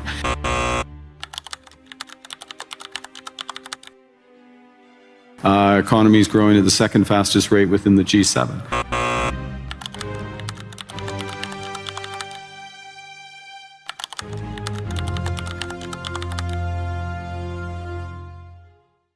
After drawing international attention this morning, you mentioned specifically a request that you got from the minister's office. Can you confirm that you did in fact get a request from the minister's office? There was a request, yes. From the Chief of Staff, Zita Astrovich, she made that request of you? I believe so, yes. And so you're saying that the commissioner was not telling the truth when she told her deputies that your office made this request. She was not telling the truth. Something I was a party to, and I'm not going to speculate Minister, on she also her said it reasons for at saying what she committee. did. She also said it at committee. So was she not telling the committee members here the truth? Gang, what's up? Aaron here, Canadian Looney, hanging out with my girl Sweet Pea, is lying. Somebody's lying in this one. We've got Brenda Lucki, former commissioner of the RCMP, with disgraceful former Minister of Public Safety Bill Blair. He's a retired cop. He's a real loser. He's a lush, and it's a mess. They are lying for each other. Rachel Dancho, MP from Manitoba, is going to get to the bottom of it. Let's check this out, Sweet Pea. You're in for a treat, guys, if you enjoy watching the controversy and people lying straight to your face that think they're just above telling you the truth. You'll know they're lying. Take a peek at this. Oh, yeah. Minister, for being here. I think you know what I'm going to ask you, Minister, so let's just get right to it, shall we? In the audio recording, the Minister said that she flew up the flagpole because it was a request that from the Minister's office. I shared with the Minister that, in fact, it was going to be in the news release. Now, you've directly refuted this in committee, so how do you explain that? Thank you very much, Ms. Dancho. I explained it with just the truth. The reality is, in all my conversations with the Commissioner, at no time did I direct her, ask her, or even suggest that she release that information. At no time did the Commissioner promise me that she was going to do it. I think you're referring to a conversation that the Commissioner had with her subordinates, of which I was not a party. I can't and won't speculate on what was going on in that conversation. You feel that I can simply advise you that the fact is I never truth. Directed her in that way. She also said further along, she said yet again, not that the Minister on the simplest of requests. So she's saying this word request several times. She also said that she got confirmation, that she confirmed to your office. Now you're saying that did not occur. She did not confirm to you or anyone in your office that this weapons info would be released. Is that correct? That information was never shared with me. I can say that with absolute certainty because I recall very vividly and I would remind you, Mr. Dancho, on both April 25th and again on May 1st, when asked about the guns that were used in that offense, I made it very clear, very publicly in my response to the media that it was the sole responsibility of the RCMP. She said at committee as well, she said, I asked her specifically, the Minister of Public Safety at the time, Bill Blair, specifically asked you if weapons used during the attack would be mentioned in the press conference of April 28th. She said yes. She then said, I asked her, so you confirmed to Minister Blair when he asked you if weapons information would be released in the press conference that yes, it would be, correct? She said yes to that question. So is Commissioner Lucki not telling the truth, Minister? I think Commissioner Lucki has told the truth. And in fact, I would remind you that when she came before this committee, she was explicit and clear that at no time did she receive any direction from me, nor was there any interference with government, with the RCMP's decision to release that information. I'm not asking about direction, Minister. I'm asking specifically about what Commissioner Lucki said. In the Mass Casualty Commission, she also said, I got asked if the media event would include the details of the guns, to which Rachel Young, the Crown prosecutor, asked, who were you asked by? I was asked by the Chief of Staff of the Minister. Were you aware that the Chief of Staff made this request of Commissioner Lucki? I was not aware of that. Frankly, it was not something that I was at all concerned with. I believed, and as I believe now, it was entirely the purview of the RCMP to determine if and when that information could be released. Minister, you're saying that your Chief of Staff acted solely on her own in making this request? My understanding subsequently is that the Commissioner had indicated to both my Chief of Staff and the Deputy Minister that she'd made a decision to release that information, and then apparently it wasn't subsequently released. So you were not familiar that your Chief of Staff made this request to Commissioner. Just to be clear, you were not aware that your Chief of Staff made the request to the Commissioner to release the gun information at the press conference. And Ms. Dancho, I believe that's not correct. I do not believe that my Chief of Staff asked the Commissioner to release that information, and in fact that contradicts your assertion, contradicts the statement by the Commissioner, who's made it very clear that no one in government, neither myself nor anyone in government, asked her to do that. It's not my assertion, Minister. It is the words of the Commissioner, Commissioner Lucki. Ms. Demoff, on a point of order. Just with respect to the out of respect for the interpreters, it's difficult for them to do their jobs when two people are talking at once. May I continue? Ask everyone to take turns. Please go ahead. Thank you, Minister. So you're saying that the Commissioner was not telling the truth when she told her deputies that your office made this request. She was not telling the truth. Conversation between the Commissioner and her subordinates was not something I was a party to, and I'm not going to speculate Minister, on she also her said it reasons at for saying what she committee. did. She also said it at committee. So was she not telling the committee members here the truth? She has testified under oath, Ms. Dancho, that she was not directed or asked by any member of government, including myself, to release that Minister, information. I'm not asking and about that there was no direction. interference. I'm asking very specifically about the request made from your chief of staff. She said it here at committee that happened. She said it at the Mass Casualty Commission. Are you saying that never happened, that the commissioner was not telling the truth? And again, my understanding from the commissioner was that she had advised both the deputy minister and my chief that she had made a decision to release that information, and then subsequently was concerned that it had not been released. Minister, but you're directly contradicting what the commissioner said in testimony here and at the Mass Casualty Commission. Are you not concerned that the commissioner is not telling the truth and that you're here as a result?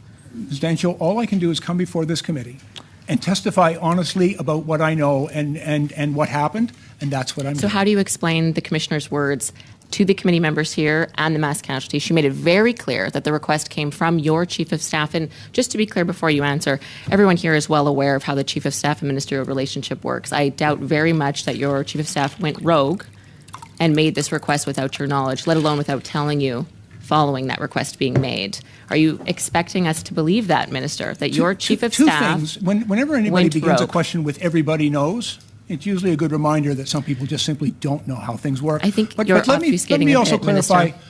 what the commissioner said should be clarified by the commissioner. She's going to be appearing here in the next hour. I'd Yes. certainly invite you to put any questions about what the commissioner may have said. But I'm here to tell you about what I did and what I've said. And I'm I've done asking that you today. about the commissioner's words. She's directly refuting you on the record. She did that over the summer at committee. She did that to the Mass Casualty Commission. Are you not concerned that her words directly refute yours? Is that not a concern to you, sir? I don't believe that's true. Frankly, I've heard a great so deal she's not telling the of truth. conjecture and Thank you, Ms. innuendo from you, Mr. both in Parliament and your side. And frankly, I don't believe what you are saying is true. It's on the record. Okay, thank you, Ms. Dancho. I am not proud of our country for having frozen bank accounts. I'm not proud of our country for having jailed pastors. I'm not proud of our country for the fact that we still have people languishing in jail for going on 2 years. Federal government's actions in invoking the Emergency Act were illegal, and they chose to appeal rather than accept the judgment of the court. But it's a lawless government acting in a lawless way, and I have great sympathy for anyone who's been a victim of that. I would love to do an interview. Hold on. I would love to do an interview with CBC. Meet me backstage. I dare you to put it on TV. Happy New Year, gang. Aaron here, Canadian Looney. Smash the like, hit subscribe. We've got a very interesting one to watch here. We've got our girl Danielle Smith, interviewed by Tucker Carlson. They are going to expose many things about the Liberal Party. Let's take a peek. This should be fun. Smash the like. Let's get into this. Oh, yeah. Thank you. Premier, thank you. Oh, first, we had dinner last night and had the best time. And thank you for letting me, a rank foreigner, ask you questions. I'm grateful for that. So I want to ask you about energy. Yes. And I want to spend all our time talking about energy because I mean, you're the Premier of Alberta. Yes. And I think it's really, really interesting. But I do feel duty-bound to ask you about something that people outside your country are paying attention to, and that's people who are imprisoned, unfortunately, in this province for what appear to be, again, I'm an outsider and I wouldn't presume to know all the details, but I'm interested in the topic and have looked into it. There are 4 working class men, I think there are others, but we'll just focus on the 4 who were arrested in Coutts, near the Montana border, for what appear to be political crimes and have not faced trial nor been given bail. That seems like a human rights violation at scale. It's shocking that could happen in a civilized country. Tell us what you know about that and what you think about it.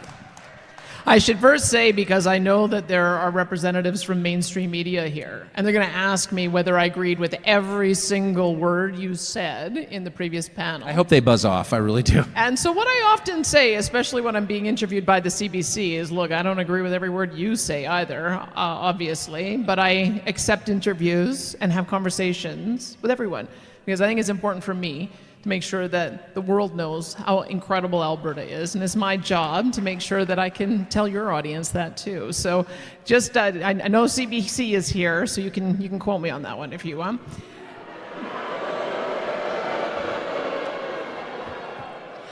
But to answer the question... Thank you for those boos, well deserved. I should mention Cian Bexty from Countersignals here as well, as is Derek Vilderbrand from Western Standard. I bet the Rebel guys are here too.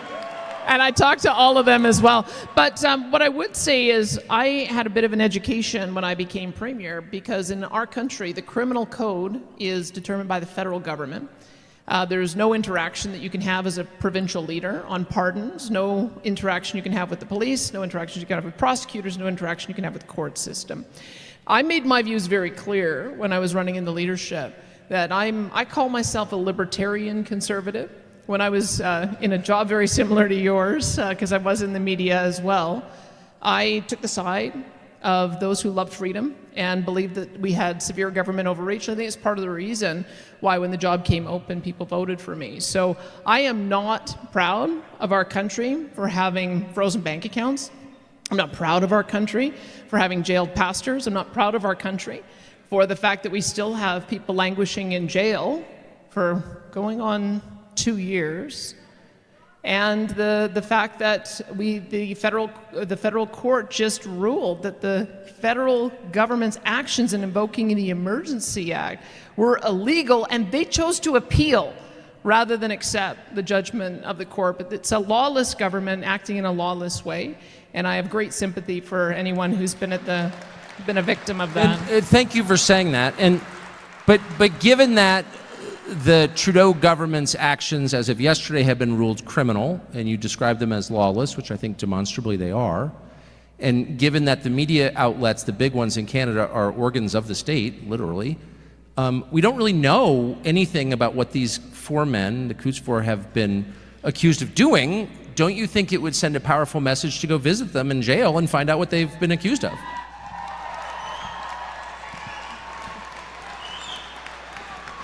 Well, some of you may know I had a phone call with somebody in a similar position, and what I have learned is that all I can say is the Crown operates independently. Prosecutors have to make sure that they have a reasonable likelihood of conviction, and I guess they will have to assess whether or not that is the case now with the court judgment that came down. I must tell you, it's part of the journey we've all gone on in the last year to realize just how much limitation there is. I'm so proud to stand here and reject liberal post-nationalism, reject everything that the Liberals have done to erode the value of citizenship, erode the value of our democratic institutions, and fight. I will stand here and fight for what is right. You know, my colleague opposite has a lot of shame to wear for all the years that he stood by and actively helped erode our national identity, erode our military, erode our national institutions. It's time for a change in this country, my friends, a real change. Broken, Canada's broken, and Canada's broken because we're stupid, okay? Canada's broken because we're stupid. These are Muslim values. These are Canadian values. I think it is extraordinary that Mark Carney has become the Prime Minister of Canada. He did a terrible job in Britain. How many kids did you molest with Jeffrey Epstein? More than just elbows. Gang, what's up? Aaron here, Canadian Looney. We've got Michelle Rumpelgarner going to deliver an epic speech. Like, share, subscribe, get your Canadian federal politics right here. Everyone has an opinion about Canadian federal politics. Michelle Rumpelgarner is going to give you a couple of hers. She's the shadow critic, the shadow minister of immigration, and she is articulate in this one. And she gets right to the point. Canadian identity. Are they trying to take it away from us? She's going to get deep into it, and Liberal voters, you want to pay attention to this one because the Liberals expose themselves. Again, they don't show this on the news. Get your Canadian federal politics right here. Or another independent. Like, just get real information. The news doesn't provide that. Let's take a look at this. Hey, that's something everyone can enjoy. But all those reforms were reversed and far exceeded after Liberal Prime Minister Justin Trudeau took office in 2015. Essayists discussing Trudeau Jr.'s famous 2015 post-nationalism quote that there is, quote, no core identity, no mainstream in Canada, often forget that he didn't just say those words. He operationalized them through a decade of socialist-oriented... How many kids did you molest with Jeffrey Epstein? More than just elbows. Because President Trump has ignited a trade war that has ruptured We're up shirt. No, we don't like Trump here. All right, elbows up. Elbows up. Let me finish by pointing out one other thing. Who's the worst person to stand up to Donald Trump? It's Pierre Poilievre. He worships the man. I did apologize to the president. President was offended by the act. Speaker, we will take no lessons from these conservatives, Mr. Speaker. Canadians have heard the leader of the opposition when he advocate for crypto to Canadians. When it comes to groceries, Canadians are saying thanks, but no thanks, leader of the opposition. Make this promise to Canadians. I will always be straight about the challenges that we face and the choices that we must make. And to be clear, we won't transform our economy easily or in a few months. It will take some sacrifices, and it will take some time. Broken, Canada's broken, and Canada's broken because we're stupid. Okay? Canada's broken because we're stupid. WTF. Gang, what's up? Aaron here, Canadian Looney. Like, share, subscribe. Get your Canadian federal politics right here. There's always something happening in Canadian federal politics. It's an interesting one. The budget was dropped by Francois Philippe Champagne, Minister of Finance, this evening, and it was huge. Not as big as I thought it was going to be. I thought the deficit would run over $100 billion, but it's just $80 billion. Imagine saying that, just $80 billion for a deficit. Anyhow, let's get into this. We've got CBC's... I believe the progress that we have made in the partnership sets us up well for the new world order. What? We are basically putting up a giant billboard for all authoritarian states around the world that says we are open for foreign interference threat activities on Canadian soil, targeting Canadian citizens, and you can conduct these activities with zero consequences. And that's why this individual needs to be sent packing. So Mr. Chair, a question and about... I share your concern regarding foreign interference. I share your concern regarding the message we would be sending. I think in order for this country to be safe and prosper, of course, democracy must be at, our... Gang, what's up? Aaron here, Canadian Looney. Smash the like, hit subscribe, get your Canadian federal politics right here. Minister, when did you first find out that a PRC diplomat was targeting me and my family? I've learned it through the news. Why is this diplomat still here? So, I knew you would be asking me this question because it's a valid question. And, just to go back a second, I can only imagine the shock, the pain, the worry that you've gone through, dear Michael, due to the targeting of your family and loved ones. And so, as I mentioned earlier, on a personal level, and, as Foreign Minister, I take this extremely seriously. You've asked me questions regarding foreign interference in the past. I've always said that, of course, we would never tolerate any. And second, we would make sure that, if there was any violation of the Vienna Convention, we would take action. Minister, Article 9 of the Vienna Convention is clear. I will just, if I can... I've heard your answer. It's no, but I'm not finished. Well, why is this diplomat still here? Article 9 of the Vienna Convention is clear. Article 9 says that the government can declare a diplomat persona non grata for no reason. The article is clear. So why is this diplomat still here?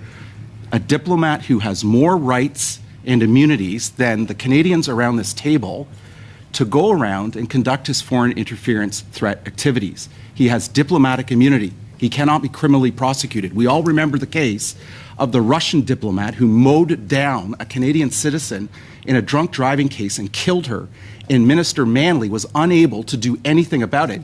You have given accreditation to a diplomat here who is using his diplomatic immunity to target not just me and my family, but other members of Parliament. So why do you, Minister, continue to allow this diplomat to be accredited in this country on Canadian soil? That is the question, and you haven't answered the question. Well, let me be able to answer the question. And of course, Michael, I understand your frustration and I understand your anger. So We haven't expelled a single PRC diplomat. Can I just We are finish? one of the only democratic allies in the Speaker. NATO alliance that has not expelled Chair. a single PRC diplomat. And Canadians are being targeted by the over 100 diplomats Chong, will accredited you here. allow the minister to Okay, thank respond? you. So, first and foremost, what we're doing right now as a government is we're assessing the consequences that we'll be facing in case of diplomatic expulsion, because there will be consequences. I think it's important that Canadians know what we've learned from the Two Michael experience is that, of course, China and the PRC will take action.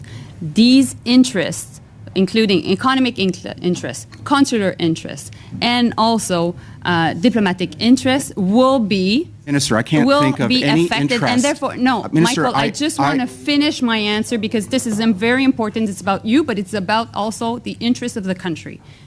So, as we are assessing the interests, and I know that we are under pressure to go fast, we need to make sure as well that we protect our democracy. And that is why we will take action in light of the facts that are being presented regarding your case and, you know, any MP that could be targeted. So that's why my deputy minister right now is meeting with the Chinese ambassador and summoning him. And that's why also we're assessing different options, including the expulsion of diplomats, because it is important that we take a decision.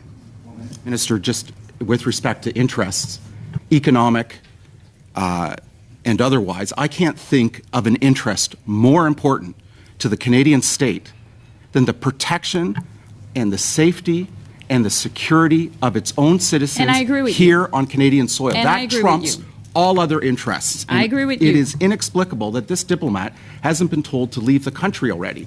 And I would hope that the deputy minister is informing the ambassador that this individual, Mr. Weijo, should be on the first plane out or declared persona non grata.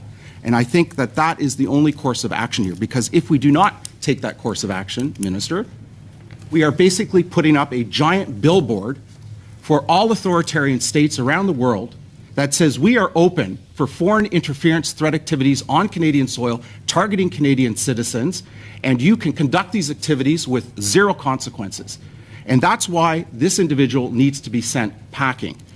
So Mr. I Chair, hear you, a question and about... I share your concern regarding foreign interference. I share your concern regarding the message we would be sending. I think in order for this country to be safe and prosper, of course, democracy must be at our bedrock. That being said, we will take a decision thoughtfully. We will take a decision that will have the best interests of Canadians and our Chair, democracy in mind. But as I mentioned, all options are on the table. Thank you. I'd like to ask a question about the intelligence assessment dated July 20th, 2021.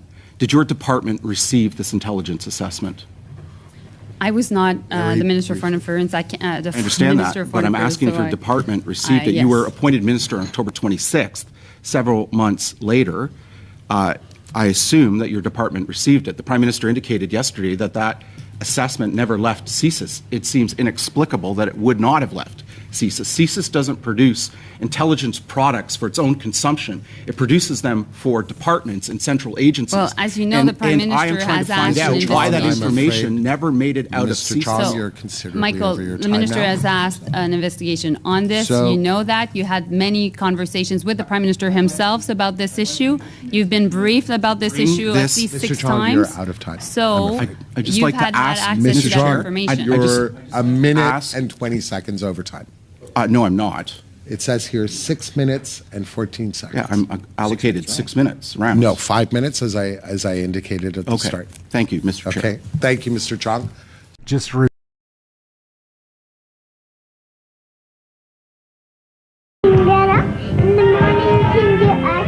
You should do exercises. That's important to our good health. And friends, tomorrow we are going to be visiting with a fisherman who will tell us about his very enjoyable hobby. Now, I would like to see you all through our magic mirror. Romper bumper, stomper boo, tell me. Thank you tell all me for do. tuning in, gang. Magic mirror, please tell me today. Kirk, did all of Rhonda, my friends have Rory, one if you're apple? out there, I see Mr. all of my Pickles. friends in Alberta. It's nice to see you. And I see It's good to Dan see and everybody. Vivian. I see We're Marlon back and tomorrow. Luna. I see see Catherine and Harley. I A see great Ann pre-show, and then we've got question period. So hopefully you'll be able to join me and the gang for the clown show. Kick off your weekend with exciting CFL action when the Edmonton Take care, Eskimos gang. tackle the BC Lions in Vancouver. Tomorrow night at 10:30 on CFTO TV.